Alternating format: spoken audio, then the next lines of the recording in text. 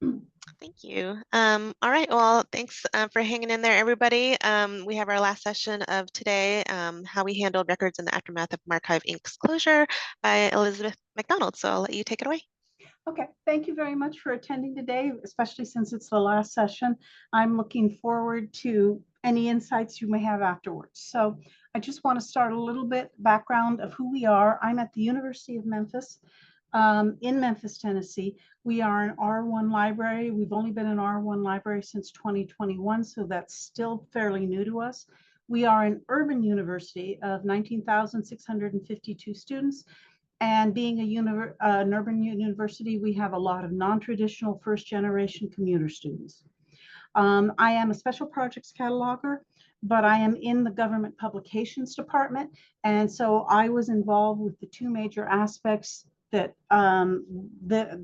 we dealt with going forward with this.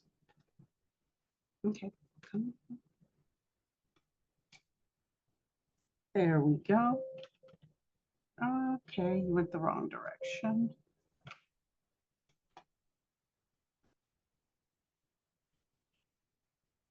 Okay, so a little bit of background for those of you who are not familiar with Marcive. They were a company that had been in business for 40 years, and they provided a range of different library services. And we had, and on September 5th of last year, they announced that they were going to be closing as of December 31st of 2024. And as somebody among the government libraries said, that caused a national freak out from people because a lot of people use their services for government documents. We at the University of Memphis have been a Marcive customer since 2003. And we primarily started our work with Marcive in the area of government documents. We did not have, had not had a lot of cataloging done of our government documents. And so we contracted with them where we would get temporary shipping list records once a week. And then once a month, we would get a monthly load of full records, which would overlay some of the temporary shipping list records, and then would also add records that we did not have in the system at all when something had been cataloged by GPO. We had also had two large dumps of records for them. When we contracted with them in 2003, we got an initial dump of everything from 1989 going forward, and then we were getting it everything going forward from that date in 2003. We also got a large dump of records from them in 2019, where we went back and did some profiling to get records that from the batch from 1976 to 2000 sorry, my brain just had a moment, 1989. We also contracted with them for our authority records.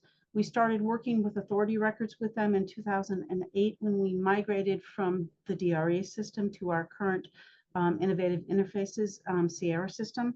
And we continued moving forward using them for our authority records. They had cleaned up our entire database.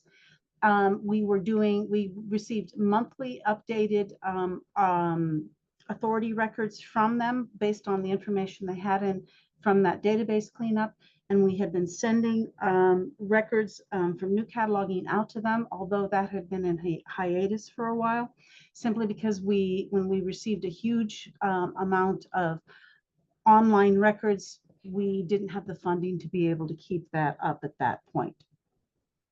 So I'm going to talk about authority records first, although as I say up there, it was a secondary priority because our major priority that we felt was how we were going to replace the records we were getting from Marcive, not having the staff to do them. So I was, because of my background working in government publications and as a catalog librarian, I was deeply involved with both aspects of this transition. I created an ad hoc committee for the authority records loading. On it, we had the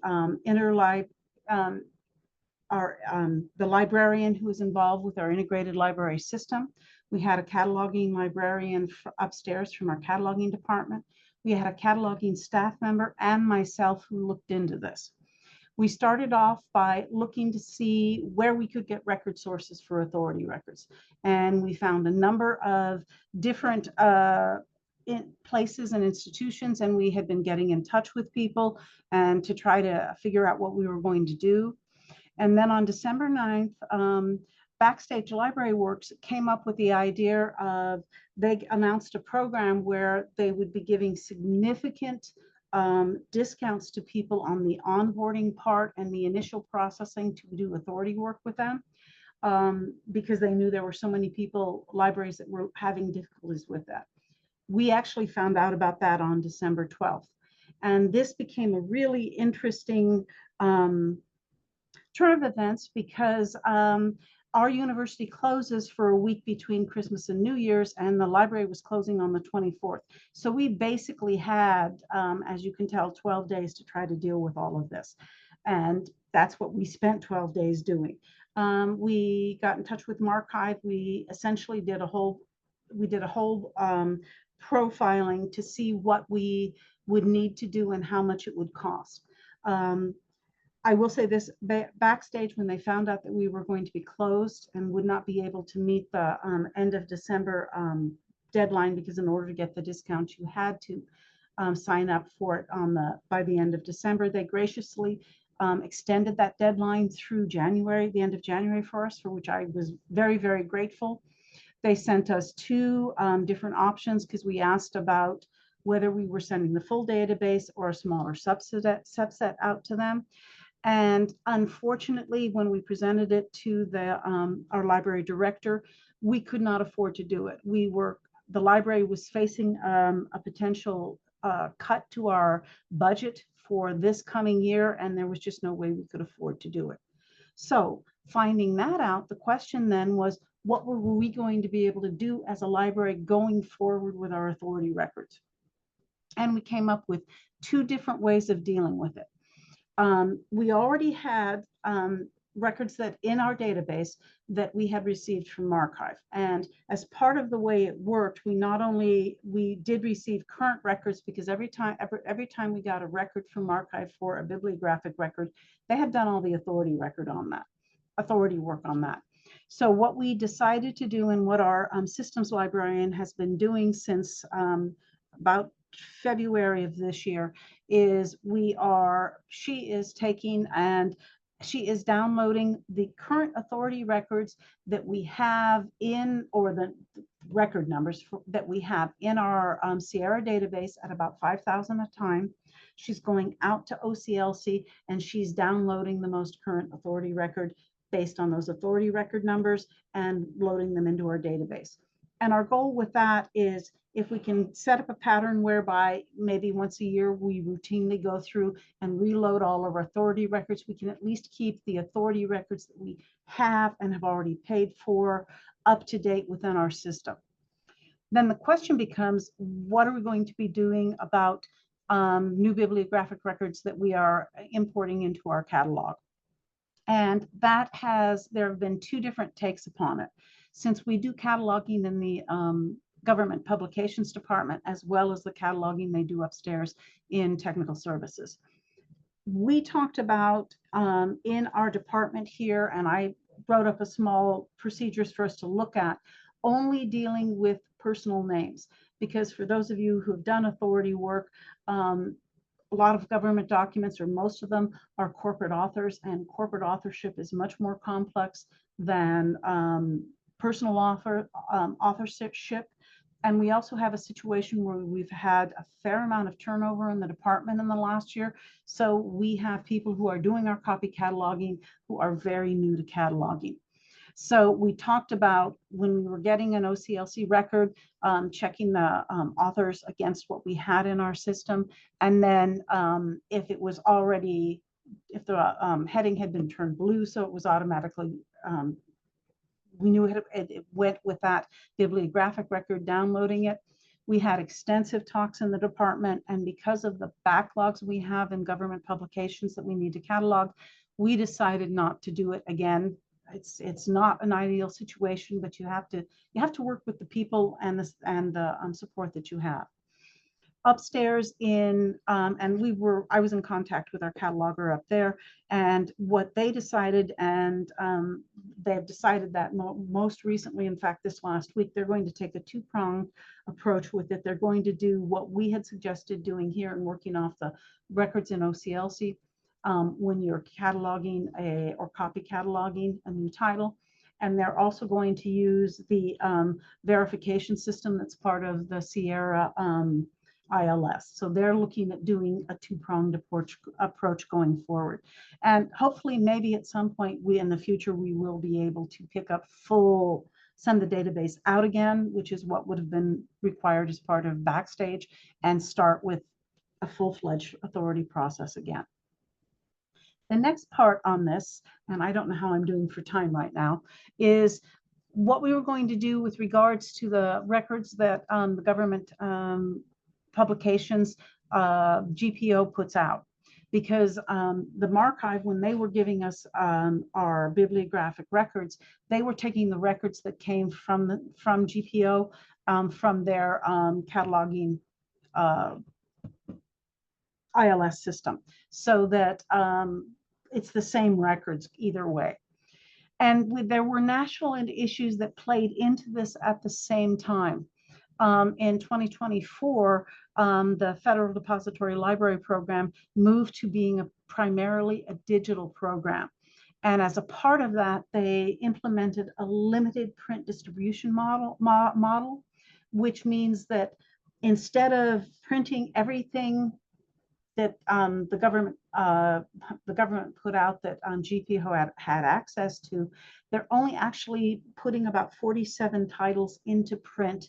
And I'm not going to go into the details of this program because it's quite complex, but it means we'll be getting far fewer print resources with new titles.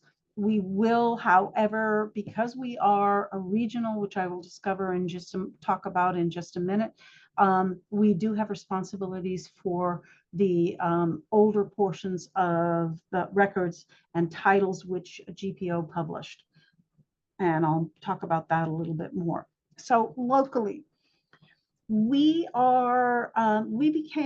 the University of Memphis Libraries became a selective depository library in 1966. And for those of you who may not be as familiar with government docs, a selective repository was one where the library would decide, I'm going to take this subset of the records that the Government Publications Office creates and distributes, and not get all of them.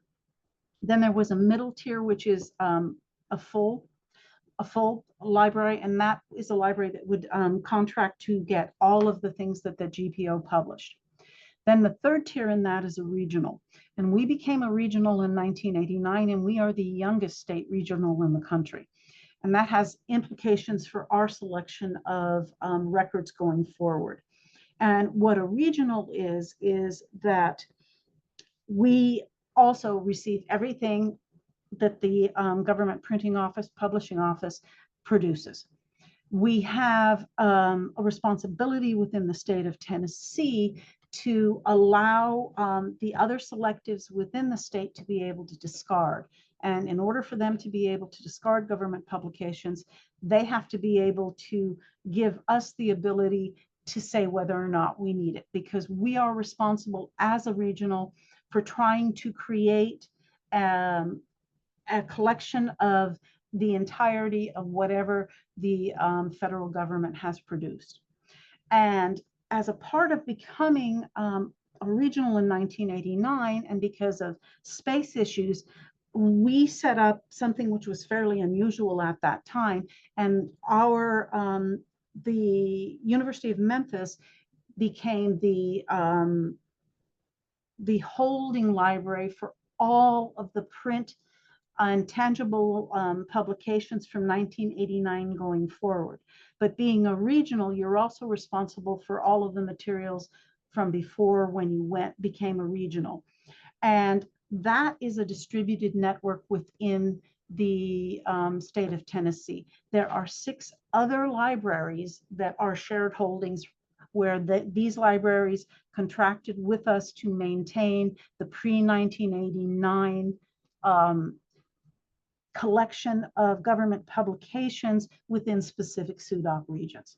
And this complicates the recent ability for us to have become a regional, and this shared holding structure really complicates matters when we start trying to get records, government publication records. So what we did when we started working on this, the preliminary thing, the first thing that we did was contact Marcive and say, please give us a copy of the most recent profile so we know exactly what it is, even though we think we know what we're getting, just to make sure we know exactly what we're talking about. And then we had a really close relationship with Marcive, and we were able to have several meetings with them. And the person who was their cataloging guru, Jim Noel, if some of you are familiar with him, he was willing to send us a list of some of the changes, upgrades that they were making to the records, that in general, that beyond what was actually a part of our profile. And since they were getting the records from GitHub going forward from GPO, we were able to build that, take that information and use it as a core for us to begin to deal with the records, because all of the modifications that Marcive were making for the records before they sent them to us were now going to be something that we were going to have to do. We looked at record sources, and there were 3 of them that were under consideration. The first one was OCLC WorldShare Collection Manager for Government Documents Records. And a large number of libraries in the country have gone with that. We had, we watched the webinars and the demonstration. We had a couple of direct meetings with OCLC. And we had questions, because the way in which they wanted that to work would require that all of our information as to what we had in terms of holdings would be done strictly through OCLC. And we have done a fair amount of cataloging of our collection, which we do not have, the records did not originate from GPO. And so we were concerned about what would happen with those records. As a part of this process, they also said that they would, all holdings being set within OCLC would run through their, what the records we were getting would be getting from OCLC based on our profiles with GPO.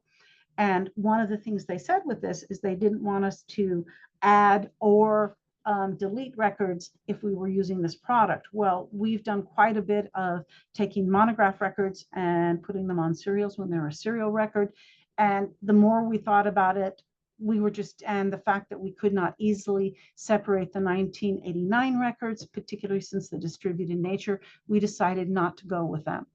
The second thing we looked at was, in addition to Marcive getting the records from GPO, GPO also maintains a catalog of these on GitHub.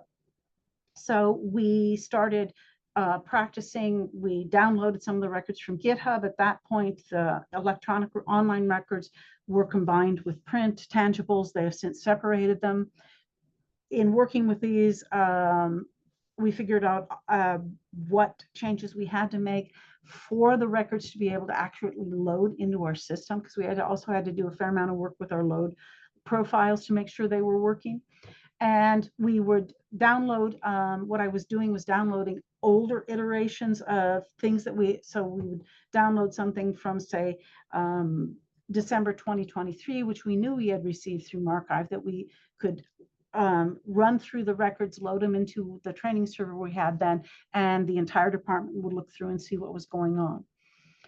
We noticed one of the issues that happened with those records is, and I'm not going to go into great details with this, but when we went to this new online process that GPO put in place in 2024, we decided to not get the individual slip records, which are the individual records, the individual pieces, slips that would come for each of the acts and bills that Congress put out.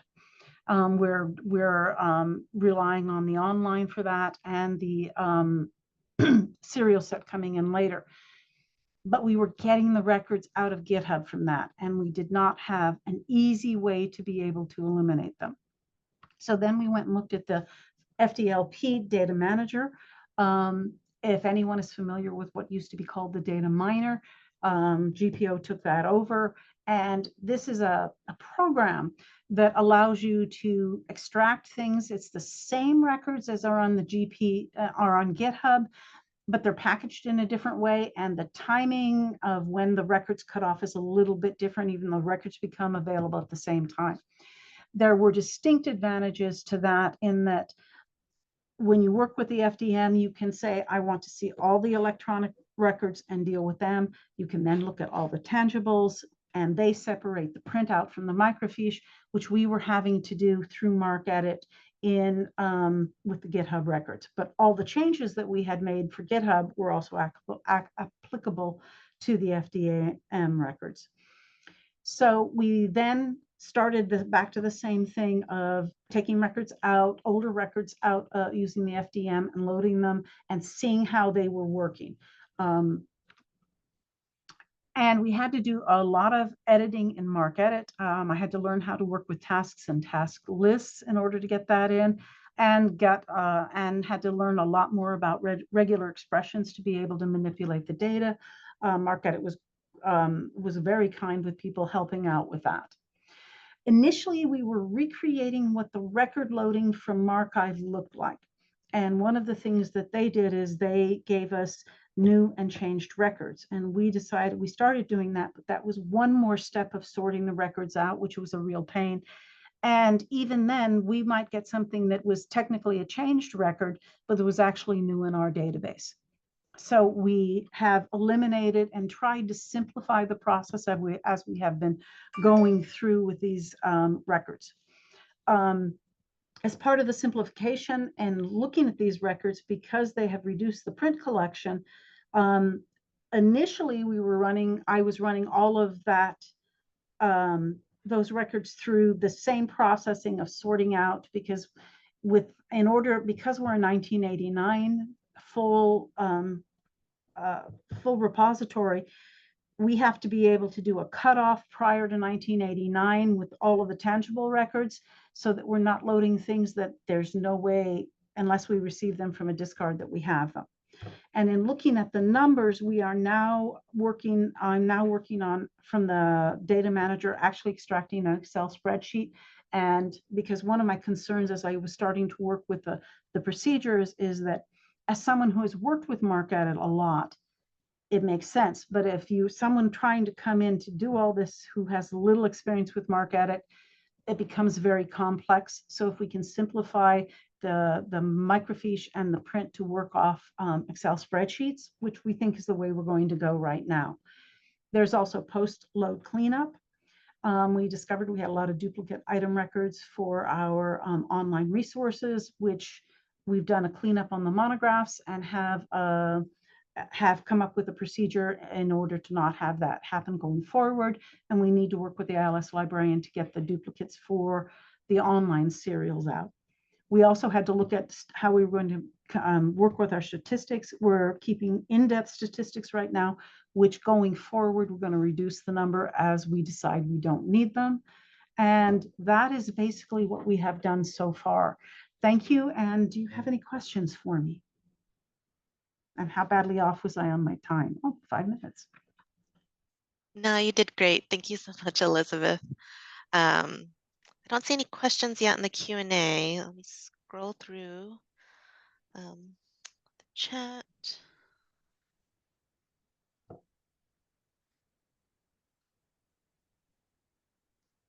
There is some comments about the Alma Community Zone collection.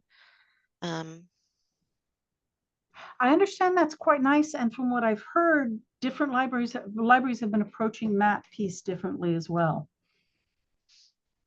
I will say we use it, but we were also getting the records from Marcive. And so I know that there's a gap of things that we're not getting through CZ. So I believe we're going to turn to the OCLC records since we have Collection Manager. But even that still needs to be tested out. And based on what you shared, I think maybe worth reevaluating if we want to go that route. And one of my understandings with the Alma records is they don't tell you where they get the records from. And that we're not Alma, but that was something that being a regional with the sub-regionals, Mhm. we have been hearing what the different libraries in Tennessee have been doing.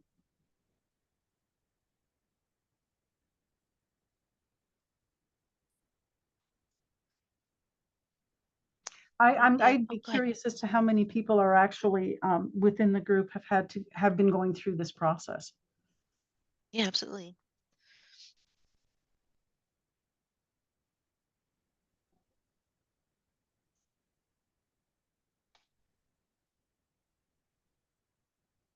And if anybody has comments about their experience, feel free to raise your hand. I can unmute you or add to chat. I'd love to hear it.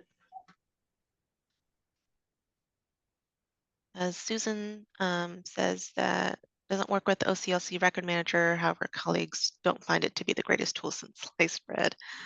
And then Deja said they were getting mixed messages about whether they'll remain as a FDLP library.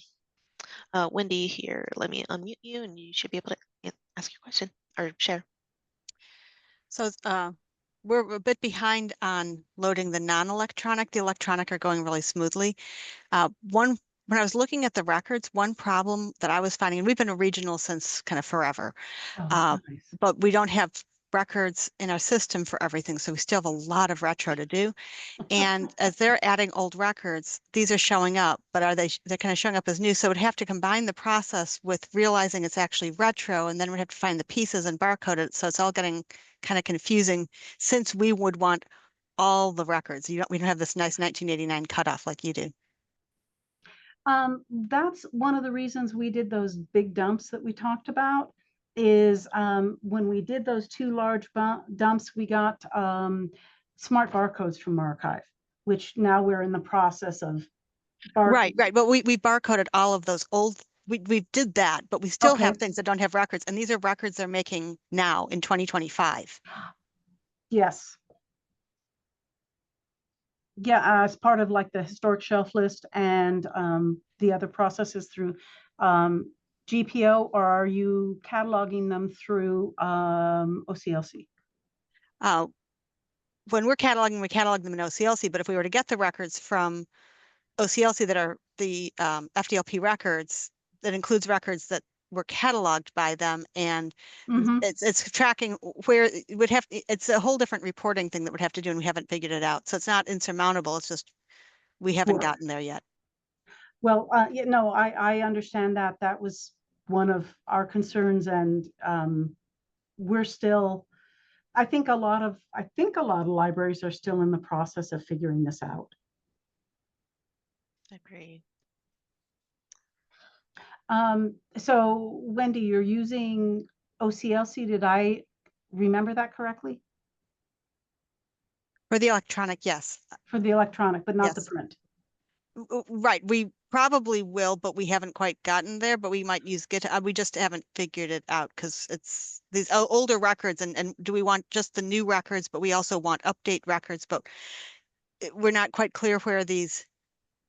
So do we only want the update records because are these old records from 1942 actually called new records? And this is where I'm confused because it's an old material, but a new record. A new record, yes. And so it actually would only want the updates. And then we'll deal with the new records in our time. Yeah, that's the reason we literally stopped separating the files into new and changed, because because something would be labeled as a changed record, but it might be a new record to us. And something could be labeled as a new record, but we could have manually cataloged it when we were doing the retrospective cataloging, so it would be an overlay. So we were seeing them both ways, if that makes sense. Yes, I'm seeing the same. And then I don't know about you, but I've seen some really interesting things with historic shelf list records. That they're doing the historic shelf list, but they're not always catching what's in OCLC. At least. Oh, that's exciting. Thank you for that. Well, I'm sorry, it's not a lot, but you look at it, I've seen some of that where you have to pull the record up and compare it, and it's like, I don't think you checked, but it's hard when they're working from an historic shelf list and you've got a piece because you don't know what they actually saw.